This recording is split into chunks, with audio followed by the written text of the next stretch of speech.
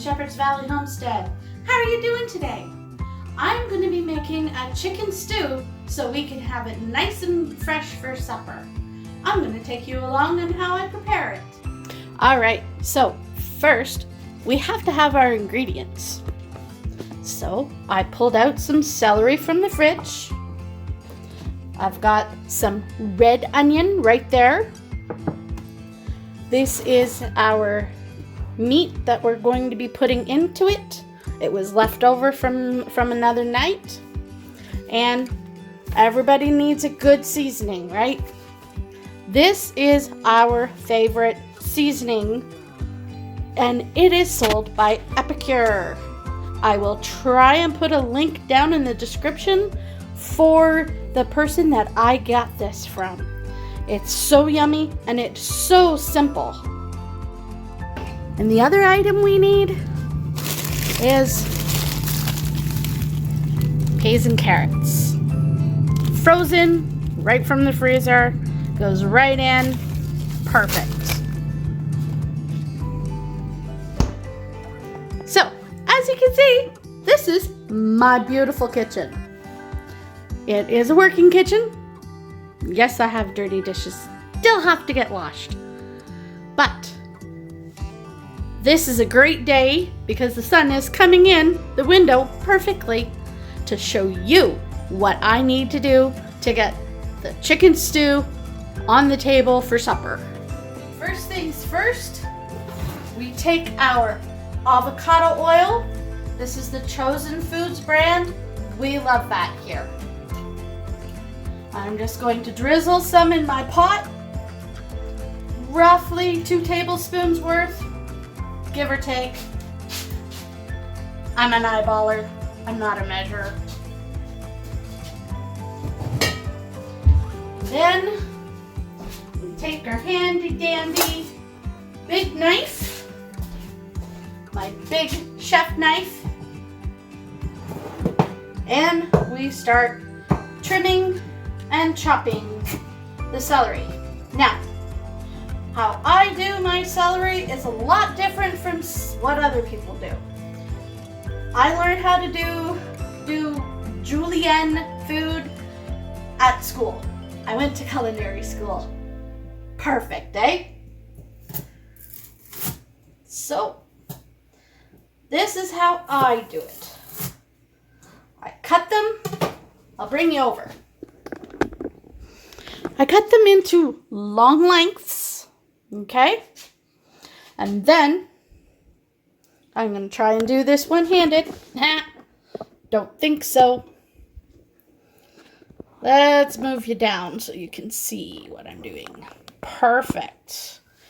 Now, I just start cutting. You want a dice, but you don't want it huge, right? You want it so that you can taste the celery. You got the celery for the for a little bit of flavor, but you don't want great big chunks of it in your stew, because that's not good, guys. And then I scoop it up, put it in the pot. I almost forgot, turn your pot on at about medium, because you don't want it to burn anything. All right. Then again, do 1 and 2. So see, we have 3 fairly uniform chunks of celery.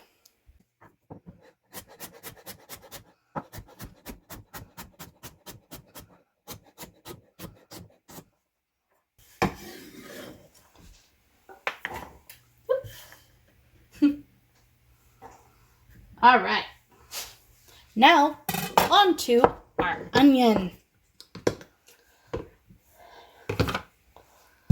Now, normally I would just use my magic bullet or my other food chopper, but today I'm going to cut it.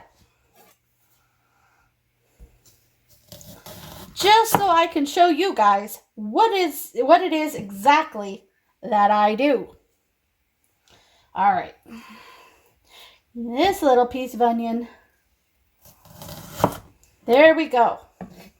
Now, we don't want those great big chunks in there, do we? So, similar thing as with the celery. Cut it up into pieces that will saute up really nice.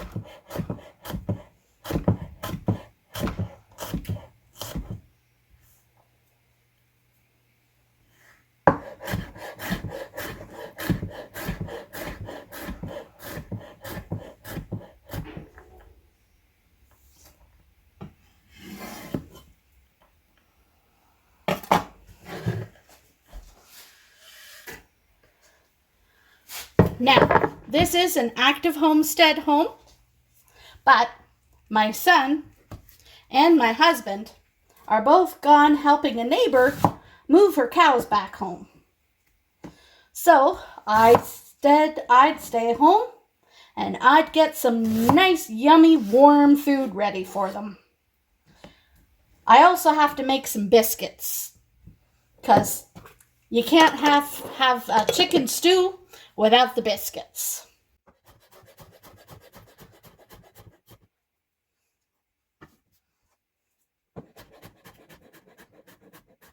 Now, I've been cooking since I was 11 years old, and I'm 45. So, that's why I can do this, and guess what? I'm not crying. I know a lot of people out there that they try to cook with onions, and they just cry through the whole thing. I don't get that problem. One other ingredient I forgot to get. I'll show you in a second.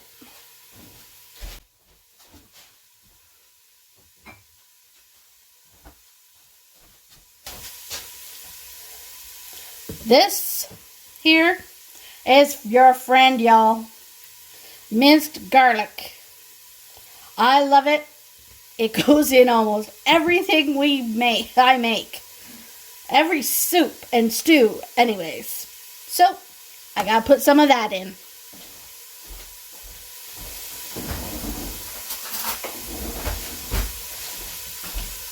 You hear that sizzle? That's the oil heating up my celery and my onion. So, being that it is getting on to be winter time around here, I put big heaping spoonfuls. This is a tablespoon, but as you can see, it's rather heaped. I put that in.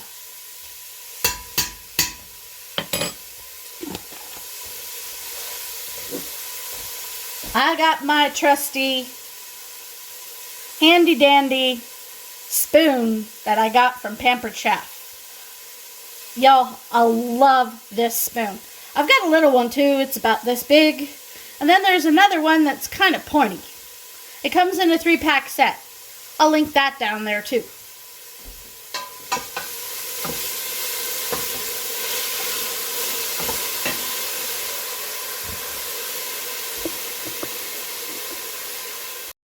Alright, so I'm just giving this a stir. And then I'll get my measuring cup out and get the 2 cups of water that it calls for to get the seasoning sauce all good and done for it. That's the one thing about the Epicure line. It is amazing.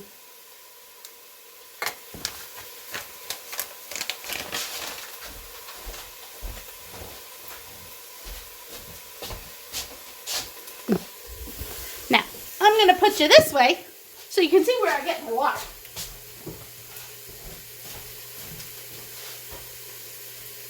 I have a Berkey over here, a Berkey water filter system, because our water isn't very good here. It's full of iron and everything else. So, we don't necessarily drink it right out of the tap. Sometimes I'll cook with it right out of the tap, but you know what?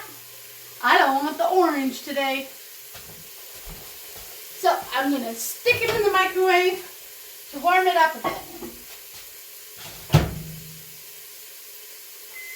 1 minute should do it.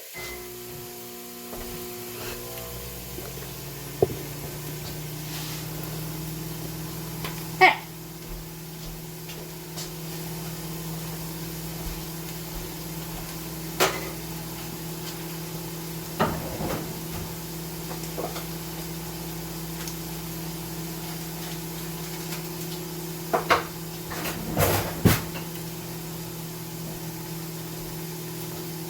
So, can you see in there?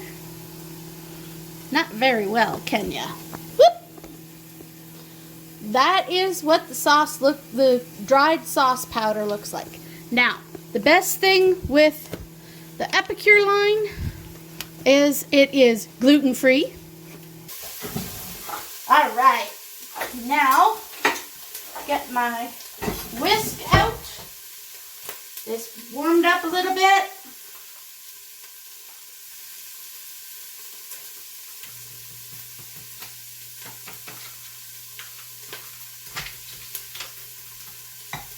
Stir that in. Now, one thing I noticed with this is I like to have a nice thick sauce. So I'll add some extra milk to it just as it's cooking. All right. You know what I forgot, guys? I forgot the potatoes. That's horrible. Good thing I have some extra frozen hash browns in the freezer. Gotta use them up, because we like to use mostly homegrown,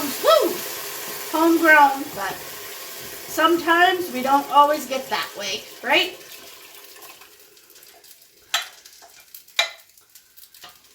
Whoops. That was a spillage. That's gross. Time to clean it up. Don't want that stinking up the house. Actually, it doesn't really stink. It smells pretty good. There.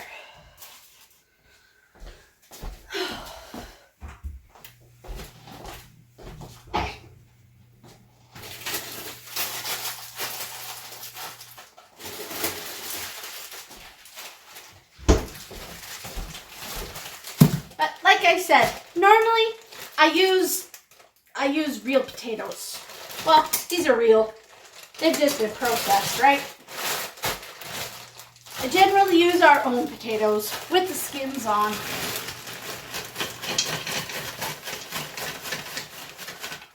I didn't get any clean.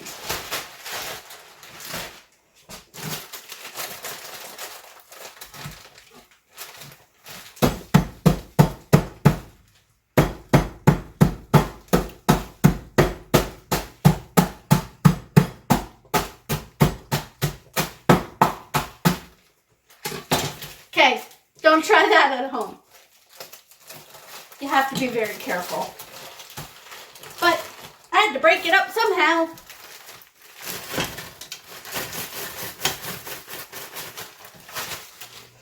All right. I think I'm just going to dump the rest of these hash browns in. That way, they're gone. They're used up.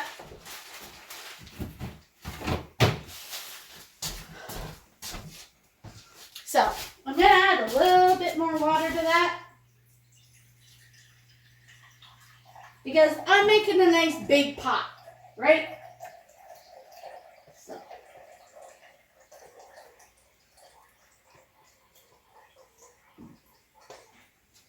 All right. Adding about 2 more cups of water to this. And then we'll add our meat.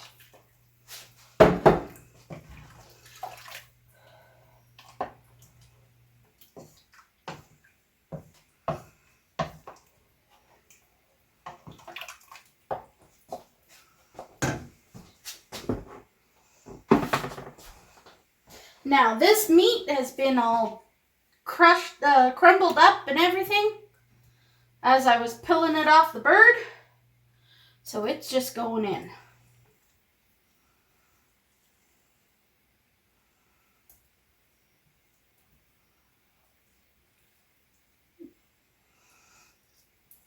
Now I did wash my hands before I started, guys.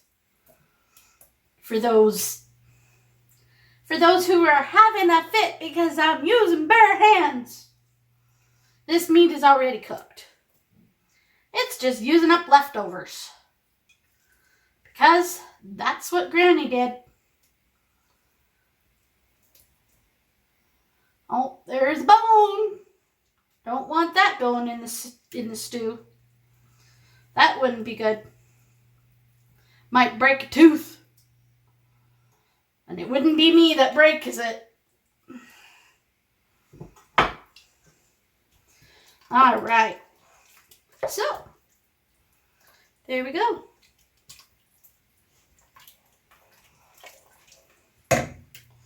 I'll turn you around and show you this in just a second, guys.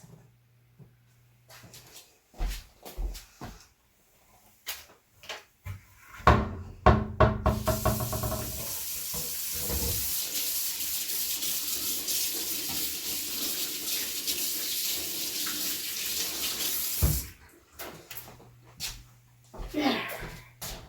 Got my hands washed off.